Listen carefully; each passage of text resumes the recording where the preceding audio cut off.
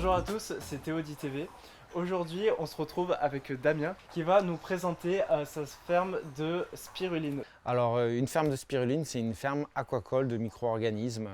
On en a pas mal dans le sud de la France, puisqu'il y a le climat qui permet d'avoir une bonne productivité en saison d'été. Je vais prendre l'eau de Gréolière, l'eau qui descend donc du parc des Préalpes, qui arrive par le réseau ici. Hop, je rajoute du sel dedans, une dizaine de grammes à peu près, et je vais minéraliser l'eau, c'est-à-dire je vais rajouter des minéraux, fer, phosphore, magnésium, potassium, oligo-éléments.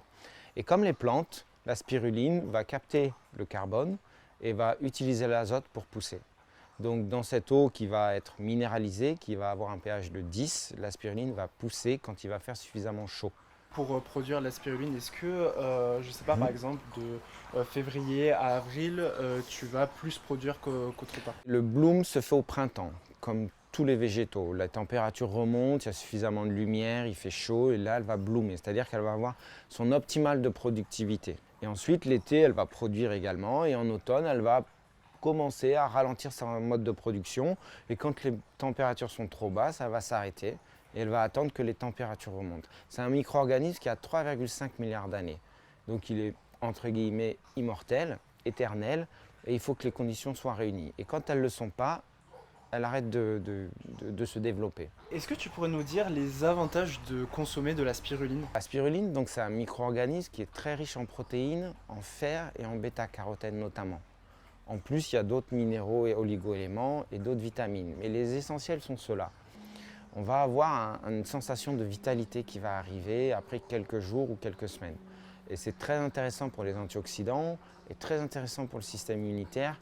En fait, votre microbiote il va être beaucoup plus dynamique et il va mieux combattre les petits rhumes d'hiver. Donc ça peut être des cures de 1, 2, 3 mois, ça peut être toute l'année ou ça peut être par séquence selon ce qu'on a à faire. Par exemple, un actif qui va avoir beaucoup de travail, il va consommer un peu plus de spiruline. Si le week-end il a moins de travail, il en prend un petit peu moins. Ça dépend de l'énergie dont on a besoin. Et il faut toujours quelques semaines pour trouver le bon calibrage. Combien de grammes pour vous, Théo, pour que vous vous sentiez bien? Est-ce que vous prenez plutôt le soir, plutôt le matin, selon votre activité? Est-ce que vous faites du sport? Donc en fait, c'est vraiment un aliment que vous allez adapter à la personne qui va essayer la spiruline.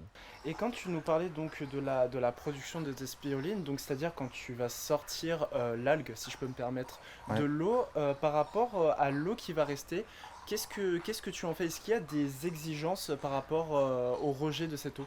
Alors les étapes de production sont simples. Quand je vais filtrer l'eau, l'eau elle va retourner dans le bassin. Tout le temps, tout le temps, tout le temps, tout le temps, tout le temps. Les eaux usées en spiruline, c'est une fois par an où vous vidangez le bassin. Et donc tout simplement, ça va au tout à l'égout. Et donc c'est le process de filtration de la commune qui va gérer tout la back office des eaux usées. Combien de temps ça prend à peu près depuis les bassins jusqu'à sortir vraiment la poudre de spiruline à peu près? Alors la paillette, Mhm. précisément, la poudre, c'est plutôt le processus industriel. En France, la méthode française, c'est chez basse température, donc on sort une paillette. Globalement, quand le bassin est très chargé en spiruline, on va commencer la récolte à 6 heures du matin et elle est consommable à partir de 11 heures sous forme de fraîche, ou même avant, et sous forme sec plutôt le soir, en fin d'après-midi. Est-ce que tu peux nous dire, Damien, d'où vient la spiruline et comment elle est fabriquée ici? C'est un micro-organisme qui fait partie des microalgues qui a 3,5 milliards d'années. Donc en fait, aujourd'hui, on la trouve à l'état naturel, dans la ceinture tropicale, dans les lacs. Comment elle est produite ici?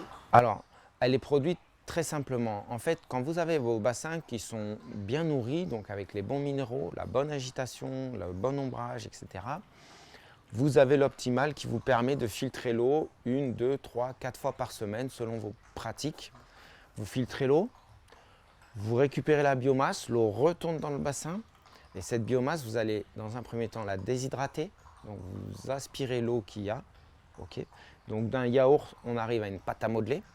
Cette pâte à modeler, qui est consommable, là, on va la mettre dans un poussoir à spaghettis et on va fabriquer des spaghettis, donc des filaments qui vont s'allonger sur une clayette, donc une clé de séchage, qu'on va mettre dans un séchoir. Et ce séchoir va sécher la spiruline toute la journée. Alors les autres températures sont entre 38 et 50 degrés selon les producteurs. Chez moi, c'est 45 degrés pendant 5, 6, 7 heures, ça dépend. Comment ta ferme gère-t-elle les exigences écologiques pour produire la spiruline? Ce qu'il faut savoir, c'est que la spiruline, c'est le meilleur aliment du monde en ratio protéines hectare. C'est-à-dire que tu ne trouveras pas un autre produit qui t'offre autant de protéines à l'hectare. Donc il faut très peu d'espace pour produire la spiruline. Et par rapport à la production, à l'année, tu estimerais à combien de kilos En fait, il faut faire le ratio par rapport à l'outil. C'est-à-dire une ferme, ça se mesure en mètres carrés de bassin. Okay. Ici, moi, j'ai à peu près 550 mètres, 600 mètres carrés de bassin. Et donc, mon optimal de production serait de 500 kg sur cet espace de travail. On a besoin d'électricité pour faire tourner une ferme de spiruline. Et donc, chez moi, j'ai mis des panneaux solaires qui me permettent de ne pas avoir de consommation électrique sur la ferme. Est-ce que tu pourrais me dire, Damien, quels sont les défis auxquels ta ferme est confrontée chaque jour pour produire ta spiruline? D'abord, c'est un défi climatique. Il ne faut pas qu'il y ait trop de canicules, sinon les algues, comme les plantes, elles ne poussent pas. Il faut que je sois toujours sur le qui-vive et que j'ai suffisamment de trésorerie d'avance pour parer à toutes ces problématiques que je n'avais pas il y a 5, 6 ou 7 ans. Le défi journalier, c'est comment je vais gérer ma biomasse. J'ai une présence constante sur la ferme, constamment contrôler les paramètres. Ça, c'est mon deuxième défi quotidien. Et le troisième défi, il est économique. À savoir comment on fait pour rentabiliser une ferme de spiruline. C'est comme tous les autres paysans, il faut avoir plus de recettes que de dépenses. Il faut parer aux différentes saisonnalités de consommation. Aujourd'hui, on est dans une époque où il y a une inflation, où les gens, tout ce qui va être nouveau, ça va être réfléchi à 2 fois. Donc, ils sont moins propices à essayer la spiruline. Donc, mon défi aujourd'hui, c'est un défi commercial, d'être pédagogique pour que les gens aient envie de découvrir la spiruline. Comment la ferme s'intègre-t-elle à la communauté locale de Côte d'Azur? Différentes façons. Déjà, je suis très bien implanté sur Châteauneuf, grâce au maire notamment, qui m'a toujours soutenu dans ma démarche, qui a notamment créé un magasin paysan où tous les producteurs locaux peuvent mettre leurs produits. Je suis intégré aussi sur un autre magasin coopératif, là, qui est d'initiative de producteurs indépendants.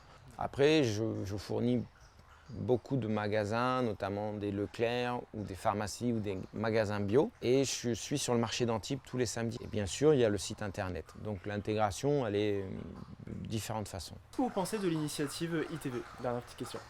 C'est une très bonne initiative. Merci de mettre en valeur les producteurs locaux. Ravi de vous accueillir et de vous aider dans votre démarche professionnelle. Et du coup, où on peut te trouver? Alors simplement, déjà sur Instagram et Facebook, spirulinacôtedazur.fr, bien sûr le site internet, toujours le même, spirulinacôtedazur.fr. Et si vous voulez découvrir la spiruline, être initié, comprendre vraiment comment la consommer, rendez-vous sur le marché d'Antibes tous les samedis et dimanches matin. Ok, super, en tout cas on passera vous voir.